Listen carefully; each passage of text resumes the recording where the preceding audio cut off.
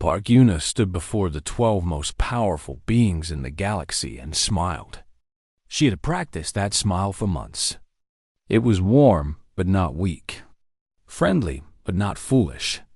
She needed them to see her as an equal, even though every alien in the massive council chamber looked at her like she was an insect that had wandered into their home. The chamber itself was designed to make visitors feel small. The ceiling rose so high it disappeared into darkness. The council members sat on floating platforms arranged in a circle, looking down at whoever stood in the center. Yuna stood in that center now, a single human woman in a simple black suit, surrounded by creatures who had ruled the stars for 10,000 years. She had spent 3 years preparing for this moment. 3 years of learning their languages, their customs, their histories. 3 years of smiling at their insults and pretending not to notice when they called humans the loud monkeys behind her back. 3 years of building relationships, one painful conversation at a time. Back on Earth, her sister had asked her why she bothered. "They hate us," her sister had said. "They will never accept us." Yuna had shaken her head. "They fear us. That is different. Fear can become respect. Hate can become understanding. I have to try." Now she was trying. She activated her translation device and began to speak. "Honored council members, I come before you today to request full membership for Earth and humanity in your great union. We are a young species, yes. We have made mistakes, yes. But we have also achieved much in our short time among the stars. We offer you our art, our music, our science, and our friendship." She paused and looked around the circle. The Marathons were the largest, their scaled bodies reflecting the blue light of the chamber. The Valari were thin and pale, their 4 eyes blinking slowly. The Thorians looked almost human, except for the extra arms and the gray skin.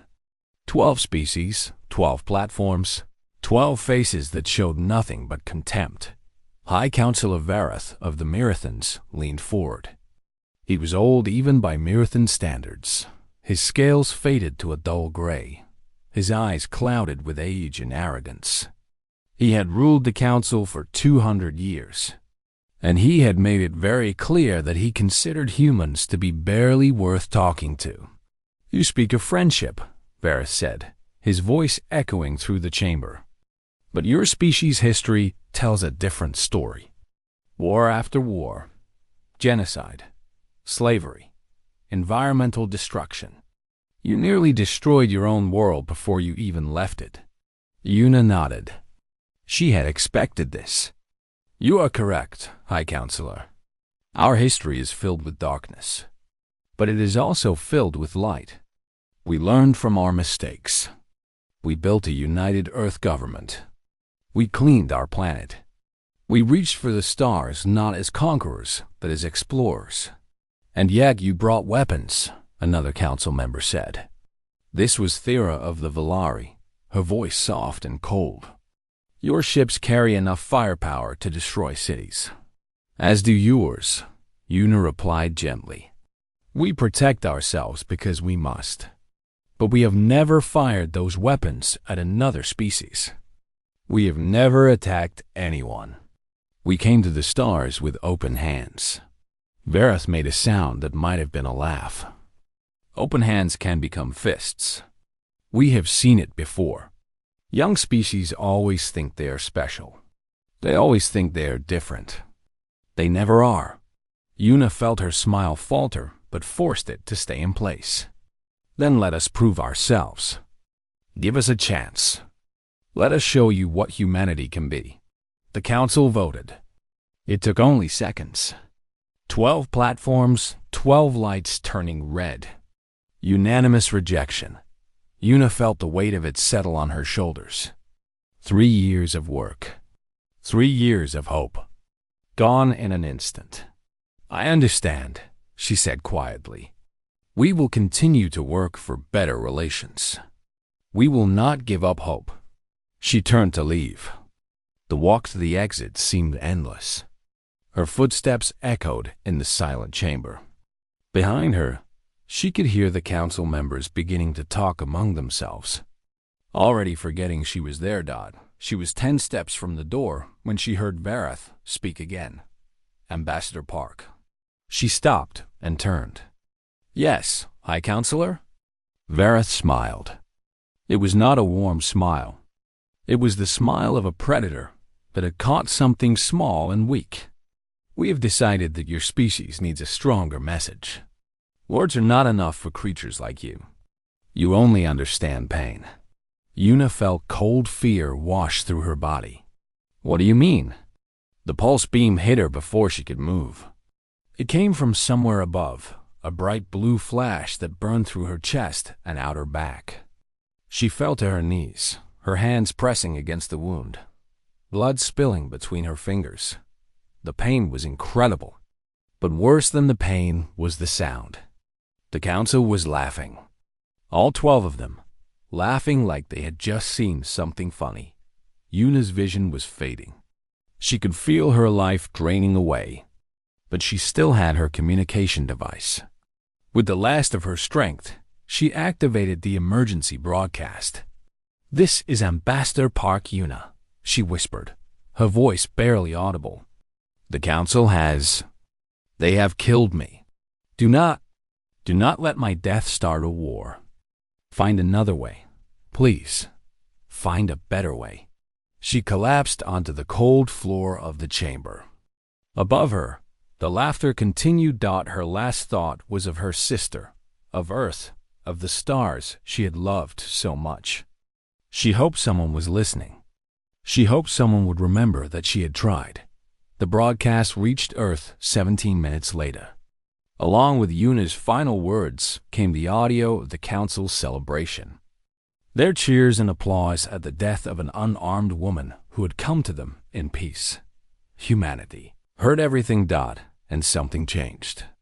Something deep and old and terrible woke up in the hearts of 8 billion people. They had sent their best to ask for friendship. The galaxy had answered with murder and mockery. The council thought they had taught humanity a lesson about power. They had no idea what they had just started. The underground command center called the Vault was built to survive nuclear war. It sat 300 meters beneath a mountain, protected by layers of rock and metal and technology. 50 people could live there for 10 years without ever seeing sunlight. It was the most secure place on Earth. Defense Minister Cho Taeyeon stood in the center of the main room, surrounded by screens showing data from across human space. Around him, admirals and generals sat in silence. They had all watched the same broadcast. They had all heard Yuna die. Taeyeon was a tall man with gray hair and a face that rarely showed emotion. He had served in 3 different military positions over 30 years. He had seen death before. He had ordered men into battle knowing some would not return. But this was different. Yuna had been married to his brother. She had played with his children at family gatherings. She had laughed easily and believed in the goodness of others. She had believed so strongly in peace that she had volunteered for a mission everyone knew was dangerous. Now she was dead, and her killers were celebrating. Admiral Bae Jisoo broke the silence. She was the youngest admiral in Earth's fleet, promoted for her brilliant tactical mind. Her voice was tight with controlled anger. They are broadcasting it across their entire network. They are showing her death as a warning to lesser species. "Show me," Taeyeon said. The main screen changed. The council chamber appeared, filled with aliens cheering and applauding. Text scrolled across the bottom in several alien languages. Taeyeon did not need a translator to understand the message. They were proud of what they had done. General O. Canman, the oldest officer in the room, spoke quietly. "Sir, what are your orders?" Taeyeon closed his eyes. In his mind, he saw Yuna at his daughter's birthday party last year. She had brought a gift wrapped in silver paper. "For my favorite niece," she had said. "May she grow up in a galaxy that knows peace." He opened his eyes and pressed a button on his console. "Connect me to President Kang." The president's face appeared on a private screen.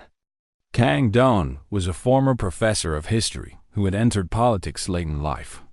He was known for his calm judgment and his hatred of unnecessary violence. He looked like he had aged 10 years in the last hour. "Minister Cho," the president said, "I have seen the broadcast. Sir, the council has murdered our ambassador. They are treating it as entertainment.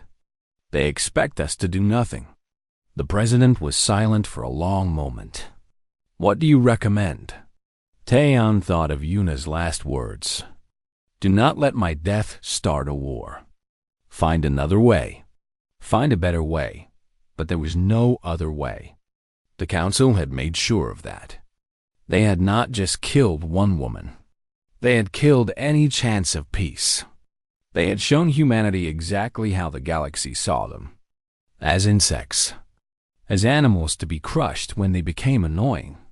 "Mr. President," Taehin said slowly, "I recommend we initiate Order 66. The room went completely still. Order 66 was the darkest secret in human history. Only a few hundred people knew it existed. It was a plan built on the assumption that diplomacy would fail, that the galaxy would reject humanity, and that Earth would need to fight for survival." The president closed his eyes.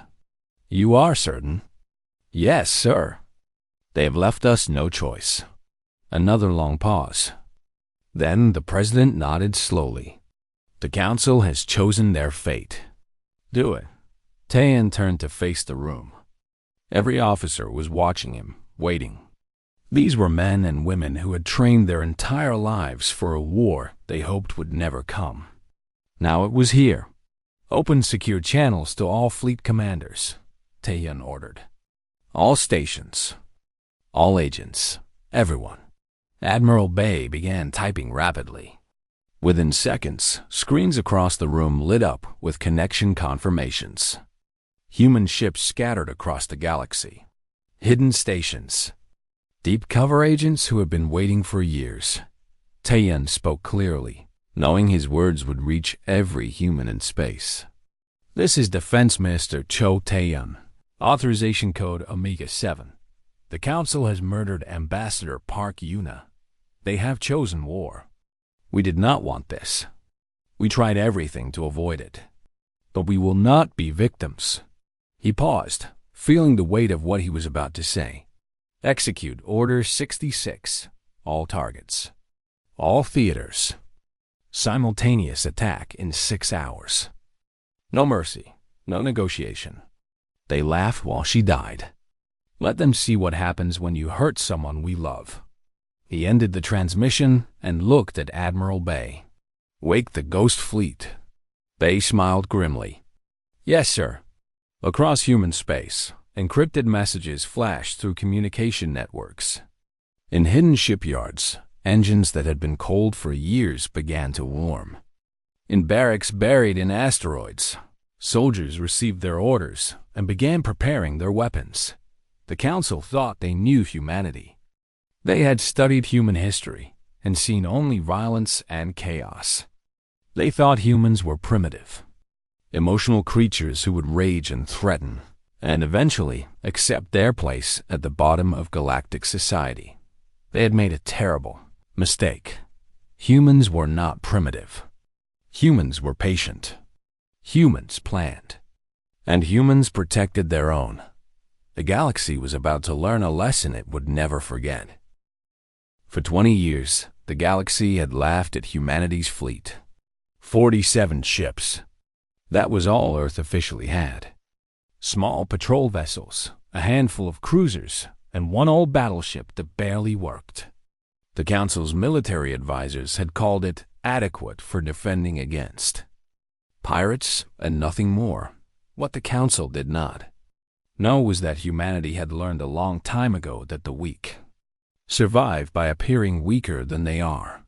While diplomats smiled and asked for peace, engineers worked in secret. Factories hidden in asteroid fields produced weapons around the clock. Training facilities buried in moons turned ordinary people into soldiers. For 2 decades, humanity had prepared for the war they hoped would never come. The Ghost Fleet waited in the darkness between stars. 2,000 warships, hidden in places no one would think to look. Crewed by men and women who had volunteered to spend years away from their families, waiting for a signal that might never arrive. Admiral Han Sunwoo stood on the bridge of the UEN's Retribution, the largest warship humanity had ever built. It was 3 kilometers long, covered in weapons, and fast enough to outrun anything the Council had. Sunwoo had commanded it for 7 years. In all that time, he had never fired its weapons at a living target. That was about to change. Sunwoo was 73 years old. His hair was white, his face lined with age, but his eyes were sharp and clear. He had joined the military at 18 and served for 55 years. He had seen everything, done everything, and he had spent the last decade preparing for this exact moment. Admiral, his tactical officer, said, "All fleet commanders are reporting ready. 2,000 ships across 12 systems, waiting for your order." The tactical officer was Lieutenant Yu Mirei, a young woman with short black hair and a face that showed no emotion. She had graduated top of her class in tactical analysis. This was her first real battle, but she showed no fear.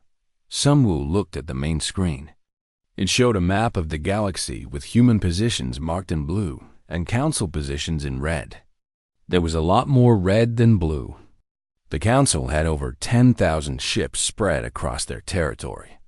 On paper, they should win easily, but wars were not won on paper. "Lieutenant Yoon," Sunwoo said, "explain to me why we will win this war." Mirei looked surprised but answered quickly. "Sir, the Council has more ships, but they are spread across hundreds of systems. They have never faced a coordinated attack on multiple fronts. Their communication network is centralized, which means if we destroy their relay stations, their fleets cannot coordinate. And they do not know we exist." Sunwoo nodded. "Good. What else?" Mirei hesitated. "Sir, what makes humans different from every other species in this galaxy?" Mirei thought about it. "We are younger. We have less advanced technology. We have fewer resources." "All true, but not what I meant." Sunwoo turned to look at her directly. "Humans evolved on a death world. Every creature on Earth was trying to kill us. We had to fight for every meal, every shelter, every generation. We became the most dangerous predators our planet had ever seen. And when we ran out of enemies, we fought each other for thousands of years." He gestured at the map. "These species grew up on gentle worlds. They expanded peacefully. They forgot what it means to truly fight for survival. They think war is something you do with rules and honor and mutual respect." His voice hardened. "They are about to learn otherwise." The countdown timer on the main screen reached 0. "All ships," Sunwoo announced, "begin attack." Across 12 star systems, the Ghost Fleet emerged from hiding. Ships that had been invisible moments before appeared on sensors like ghosts becoming solid. They moved fast and struck hard in the Marathon home system. 300 human ships hit the main shipyard. The defenders had no warning. The shipyard was destroyed in minutes, along with 200 Council vessels that had been docked for repairs in the Valari system. Human soldiers landed on the primary communication hub. They fought through the station in less than an hour, killing every defender and destroying the equipment that connected the entire Western Council network. Everywhere, humans attacked. They did not fight fair. They did not announce themselves. They did not follow the careful rules of galactic warfare that the Council had established over millennia. They struck from the darkness, killed quickly, and moved on before anyone could respond. On the bridge of the Retribution, Admiral Sunwoo watched the reports come in. Green lights across the map as target after target fell to human forces. Captain Imhajun, his second-in-command, shook his head in amazement. "Sir, we have destroyed or captured over 400 enemy vessels in the first wave. Our losses are minimal. They will recover," Sunwoo said calmly. "They will organize a response. This is only the beginning. Sir, I have a question. Ask." Hajun looked at the map, at all the destruction they had caused in just a few hours. "Do you think Ambassador Park would have wanted this?" Sunwoo was quiet for a moment. He had met Yuna once at a diplomatic function. She had been kind and funny and full of hope. She had believed humanity could find peace through words instead of weapons. "No," he finally said. "She would have hated this.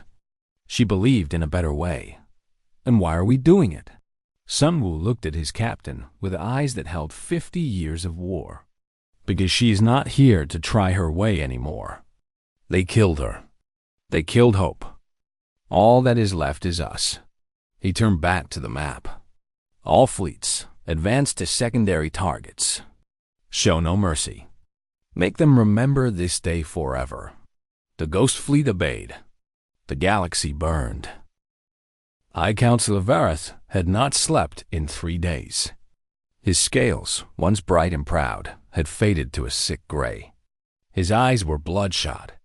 His hands would not stop shaking. 3 days ago, he had ordered the death of a human diplomat. He had laughed while she died. He had expected her species to rage and threaten and eventually accept their place at the bottom of galactic society. He had been wrong. He stood in the Council's emergency war room, surrounded by screens showing disaster after disaster. Red warning lights covered the map like a spreading disease. Every few minutes, another light would appear, marking another attack, another loss, another failure. "Report," he ordered, his voice cracking.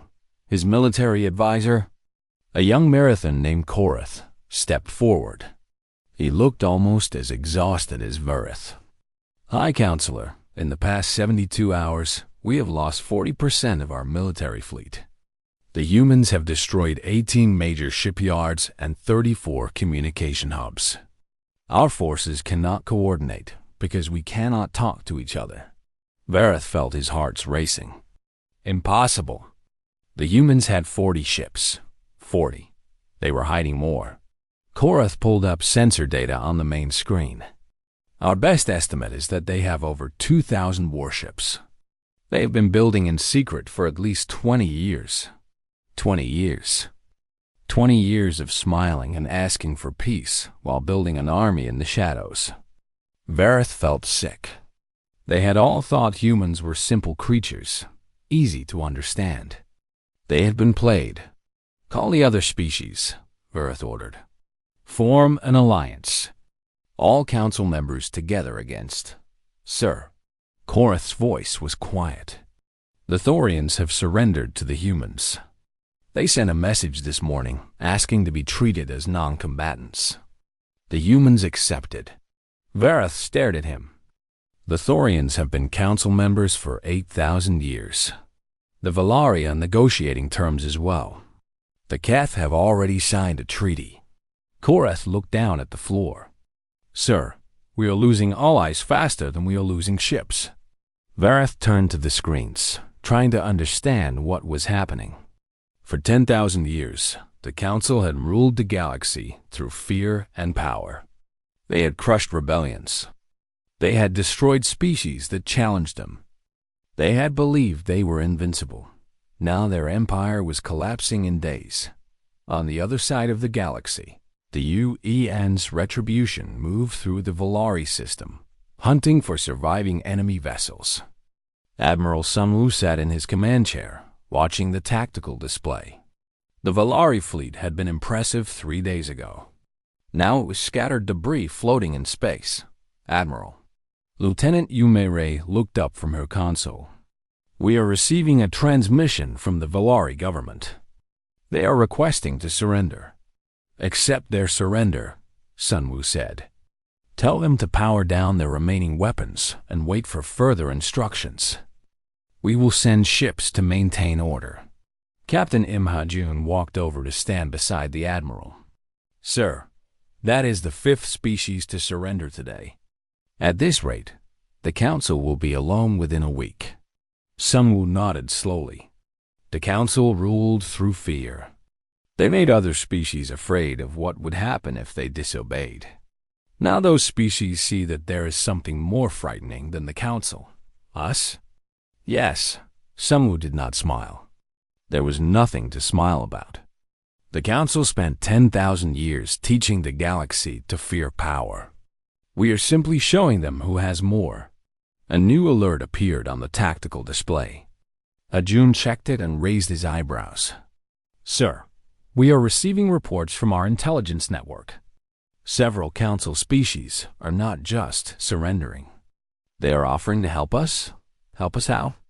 They are providing information about council military positions, secret weapons programs, hidden bases."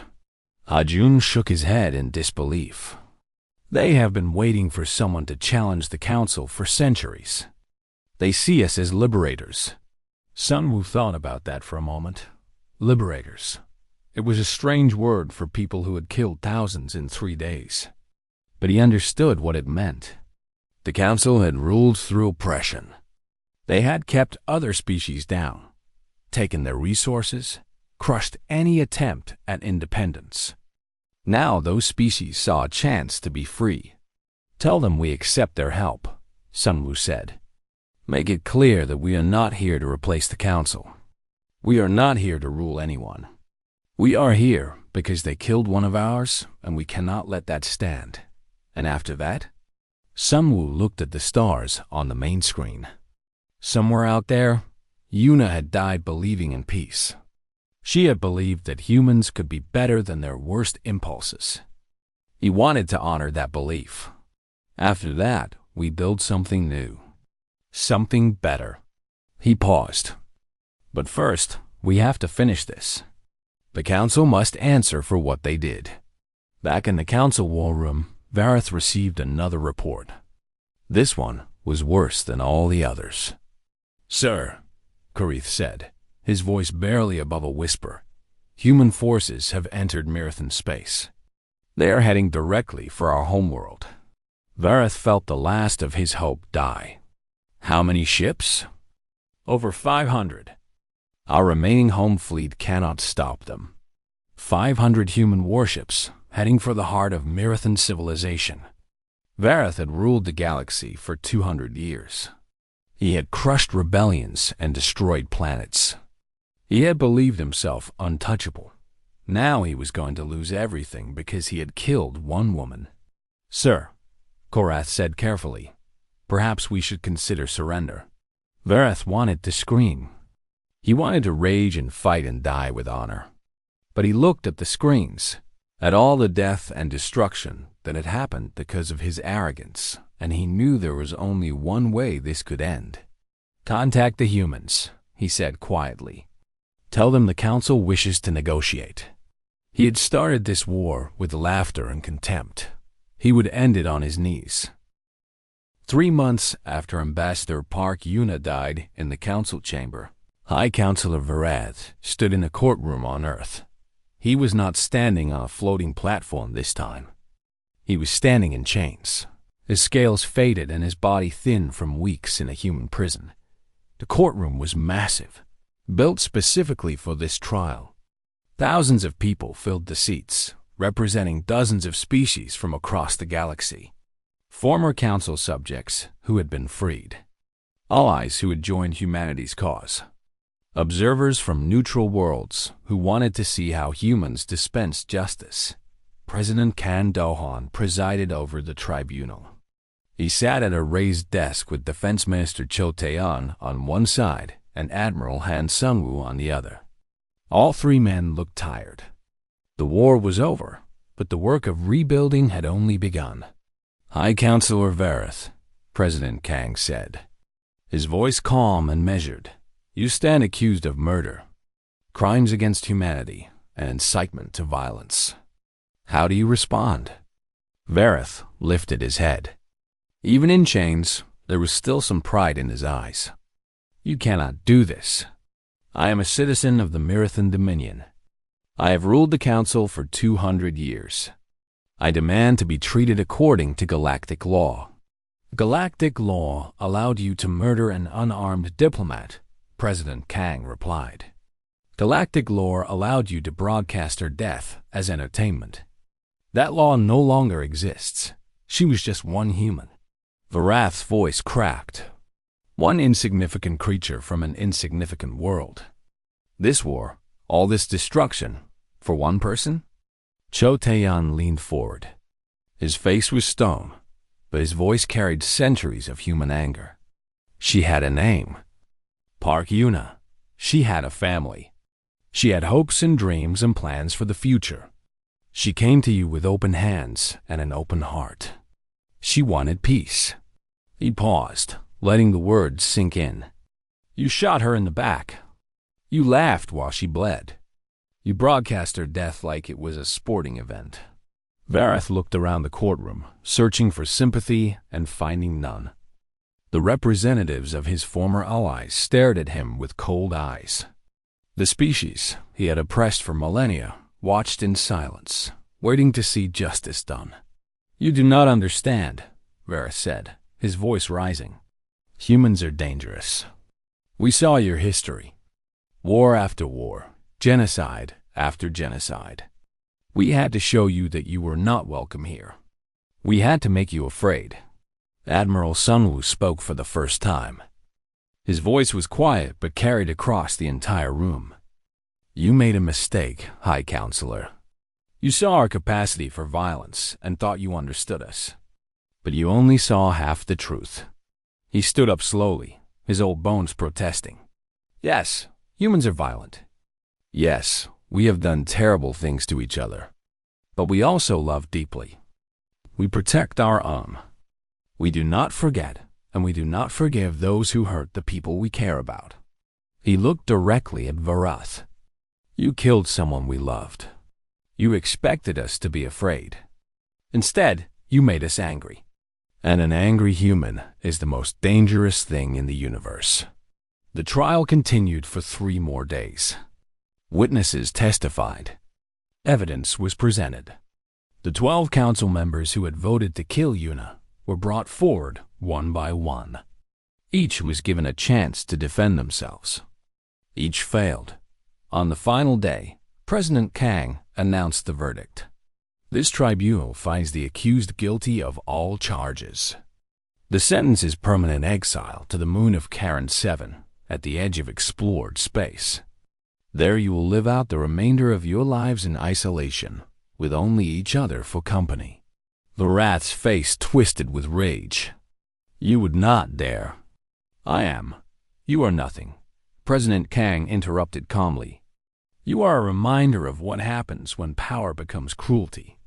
Humanity did not want this war. We wanted partnership.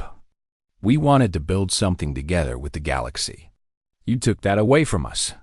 He gestured to the guards. Remove them. The former council members were led away in chains. The courtroom was silent except for their footsteps and Varath's bitter curses. Then they were gone, and a chapter of galactic history was closed. After the trial, a new ambassador addressed the gathered representatives. Her name was Li Haijin, and she had been chosen specifically because she reminded people of Yuna. She was young, hopeful, and believed in the possibility of peace. But there was steel in her eyes that Yuna had never had. Today marks the end of the old order, Haijin said. The council ruled through fear for 10,000 years. They crushed anyone who challenged them. They believed that power was the only thing that mattered. She looked around the room, meeting the eyes of beings from dozens of different species. We do not believe that. Humanity has learned, through painful experience, that true strength comes from cooperation, from respect, from building together instead of tearing down. She paused, choosing her next words carefully. We offer the galaxy a choice. Join us in building something new. A union based on equality and mutual respect, where no species rules over others, where disagreements are settled with words, not weapons. Her voice hardened. But understand this clearly. We prefer peace. We will always try diplomacy first. Ambassador Yuna taught us that lesson, and we honor her memory by following it. She smiled, and there was something dangerous in that smile. But if you mistake our preference for peace as weakness, you will learn the same lesson the Council learned. Humanity protects its own. We do not forget. We do not forgive. And we will never be victims again. Years later, a memorial garden was built in Ambassador Yuna's name. It sat on a hill overlooking the city where she had grown up, filled with cherry trees that bloomed every spring. At the center was a simple stone marker with her name and her final words carved into it. Admiral Sungwoo visited every year on the anniversary of her death. He would sit on a bench beneath the largest cherry tree, listening to the wind in the leaves and thinking about the war she had never wanted. "We showed them, Yuna," he would whisper. "We showed them who we are." And somewhere among the stars, in a galaxy that had finally learned to respect the small blue world called Earth, humanity continued to build. They built alliances and friendships and connections that had seemed impossible just a few years before. They proved that they could be more than their worst impulses, but they never forgot. And the galaxy never forgot them. The end.